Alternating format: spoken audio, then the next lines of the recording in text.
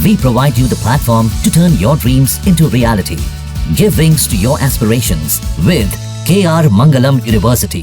पहलगाम आतंकी अटैक को लेकर इधर असदुद्दीन ओवैसी ने पलटवार किया है। बिलावल भुट्टो पर ओवैसी का यह पलटवार है कि बचकानी बातें करने से क्या फायदा, आप क्या बोल रहे हैं, क्या आपको अंदाजा भी है? अमेरिका को लेकर भी ओवैसी ने निशाना साधा और कहा कि हमें आंखें दिखाना बंद करें। बिलावल की मां को आतंकियों ने मारा, कम से कम बिलावल आतंक की बात ना करें।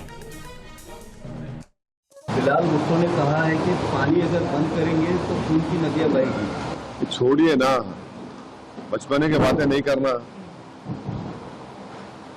उनके नाना से क्या हुआ था उनको नहीं मालूम, उनकी वालदा से क्या हुआ था उनको नहीं मालूम।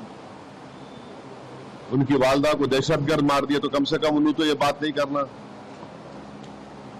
आप किससे बात कर रहे हैं, आप क्या बोल रहे हैं, आपको अंदाजा भी है। जब तक अमेरिका आपको यहां से वहां से कुछ नहीं था तो आप मुल्क नहीं चाह सकते, आप हमारे को आंखें दिखा रहे हैं आप। ये वही तो हम कह रहे हैं कि आईएसआई हो या आईसिस हो, आईसिस खुरासान हो, या फिर आपके जो डीप स्टेट है या एस्टेब्लिशमेंट है पाकिस्तान का, वो तो यही चाहते हैं कि इस देश में हमेशा के लिए हिंदू मुसलमानों के झगड़े चलते रहे। तो इसीलिए उन्होंने हरकत की और उनका वहाँ कश्मीर में जाकर नॉन मुस्लिम को, हमारे हिंदू भाई बहनों को मारने का मकसद एक ही था कि कश्मीर को बताना चाह रहे थे कि यहाँ कोई नॉन मुस्लिम नहीं आ सकता। पाकिस्तान को फिर से FATF की ग्रे लिस्ट में लाना जरूरी है। फाइनेंशियल एक्शन टास्क फोर्स में उनको ग्रे लिस्ट में लाए। ग्रे लिस्ट में लाए तो उनको ये देखिए, इलीगल पैसों से फाइनेंस करे टेररिज्म ये लोग। कोई वाइट का पैसा नहीं कि इलीगल पैसे से। तो FATF की दोबारा लिस्ट की ग्रे लिस्ट में पाकिस्तान को डालना जरूरी है। हम डिमांड करेंगे ये गवर्नमेंट से कि उनको FATF की ग्रे लिस्ट में डालो आप, तभी जाकर उनका होगा। और हम लोग पूरा उन पर साइबर अटैक करना, हमारे पास एथिकल हैकर्स है, हमारे पास नेवल और एयरफोर्स ब्लॉकेट कर सकते, इंटरनेशनल लॉ में कर सकते हम।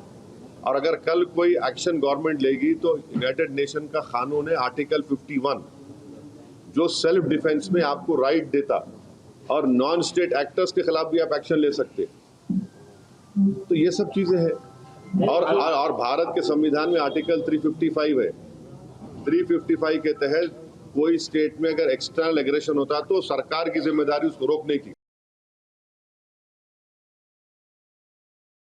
मोदी सरकार की जो डिटेरेंस पॉलिसी है उसको दोबारा उनको देखने की जरूरत है, क्योंकि सर्जिकल स्ट्राइक हुआ और फिर बालाकोट हुआ और देश को ये बताया गया था कि अब इसके बाद ये लोग इस तरह की हरकत नहीं करेंगे, मगर फिर कर रहे हैं। और रीसी एक मुकाम है वैष्णो देवी के पास, पिछले साल जुलाई में 60 टूरिस्ट को मारे थे वहां पे।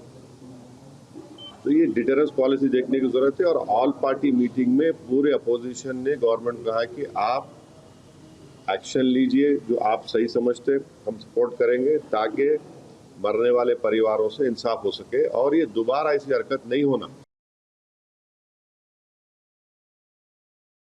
पाकिस्तान में ये मौजूद है, ये टेररिस्ट, उनको वहीं से सपोर्ट किया जाता, उनको तैयार किया था, फाइनेंस किया जाता, और अनफॉर्चुनेटली वो बॉर्डर क्रॉस कर किया है, पहलगाम तक आ गए। तो और चाहे 26/11 का हो, पाकिस्तान से आए थे, उस वक्त भी वो लोग डिनाई किए, पहले दम नहीं किए, और जब अजमल कसब पकड़ा गया तो उनको एक्सेप्ट करना पड़ा। न्यूज नेशन अब व्हाट्सएप पर खबरों के ताजा अपडेट के लिए न्यूज नेशन के इस QR कोड को स्कैन करें।